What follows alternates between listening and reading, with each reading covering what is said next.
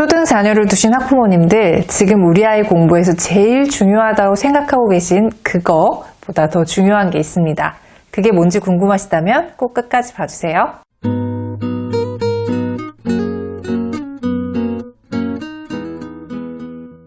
안녕하세요. 교집합 스튜디오 주전쌤입니다. 지금 우리 아이는 각자 나름의 중요한 공부에 집중하고 있는 중입니다. 흘려듣기, 파닉스, 챕터북, 영어 수학 일기쓰기, 사고력 수학, 연산, 심화, 선행 등등이죠. 그런데 그 모든 공부를 포함하여 우리 아이의 학습에서 가장 중요한 것이 있습니다. 긴 말 필요 없이 자기주도를 할 수 있는 능력인데요. 이 자기주도 능력 중에서도 가장 중요한 딱 3가지 능력, 지금 바로 확인하시죠. 첫 번째, 목차를 활용할 줄 아는 아이로 키우셔야 합니다. 과 나무를 보는 사람, 귀납적, 연역적 사고를 하는 사람, 우리는 큰 것을 먼저 보는 사람과 디테일을 먼저 보는 사람을 다양한 표현을 써서 구분합니다. 물론 둘 다 중요한 능력이지만 공부에 있어서만큼은 숲처럼 큰 영역의 것을 먼저 보고 세부적인 부분들을 꼼꼼하게 챙기는 그런 자세가 필요한데요. 특히 이 숲은 대부분의 학습에서 목차로 표현됩니다. 논리적이고 유기적인 학습이 필요할수록 이 목차의 중요성은 점점 더 커지는데요. 목차는 우선 내용의 흐름을 보다 잘 이해할 수 있도록 도와줍니다. 예를 들어 한국사나 세계사처럼 큰 흐름과 많은 내용을 정리해야 하는 과목일수록 큰 목차와 작은 목차를 먼저 보고 그 안의 내용들을 디테일하게 살펴보면 내용이 쉽게 정리가 됩니다. 아이들 중에는 공부한 내용 중에 무엇이 더 중요하고 중요하지 않은지를 파악하기 좀 어려워하는 경우가 있는데요. 이럴 때에도 목차를 보는 연습을 하면 내용의 차이를 알게 되고 중요하지 않은 작은 것에 집중하느라 큰 것들을 놓치게 되는 실수를 하지 않게 됩니다. 또 목차는 내가 아는 것과 모르는 것들을 쉽게 확인해 볼 수 있는 기준이 되기도 합니다. 목차를 다 외우지는 못해도 큰 것 위주로 적어놓고 그 안에 세부적인 내용들을 채워가는 셀프 테스트를 통해서 빈 구멍이 무엇인지를 파악할 수 있습니다.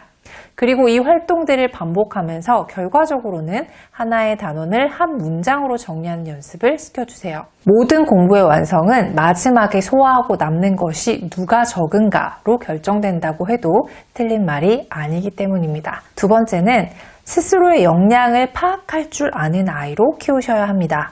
엉덩이 힘이 무조건 무겁다고 해서 공부를 잘하는 아이일까요? 물론 실력은 어느 정도는 시간을 비례합니다. 무시할 수는 없습니다.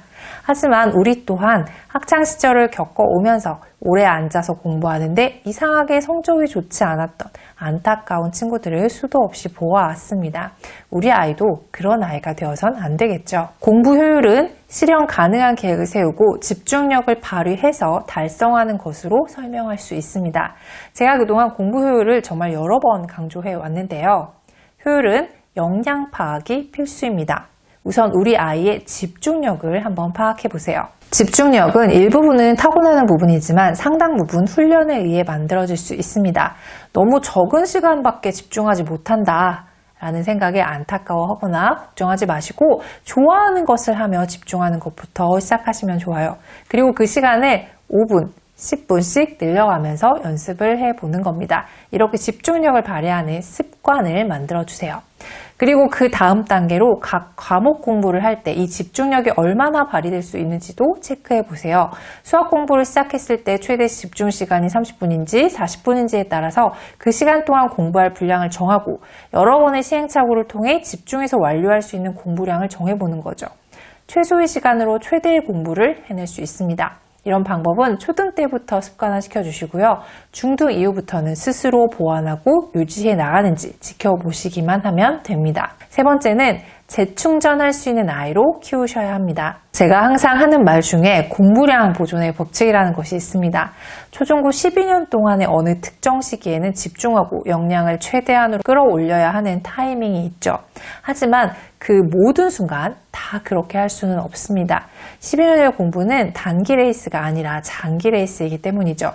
부족해서 열심히 달렸다가도 재충전하며 천천히 걷다가 다시 조금씩 뛸 줄 아는 아이가 되어야 합니다.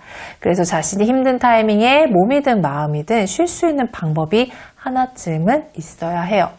어떤 걸 말하는 걸까 궁금하시죠?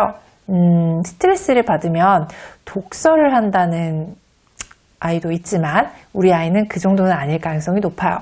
운동이든 악기든 때로는 만화책이나 웹툰이든 어떤 식으로든 조절만 할 수 있다면 무엇이든 좋습니다. 스트레스와 번아웃을 견뎌낼 수 있는 것이라면요. 그런데 대부분의 아이들은 그런 게 없죠. 그리고 너무 건전한 것만 생각하시고 권하시니까 아이들에게는 그마저도 쉬는 게 아닐 수 있습니다.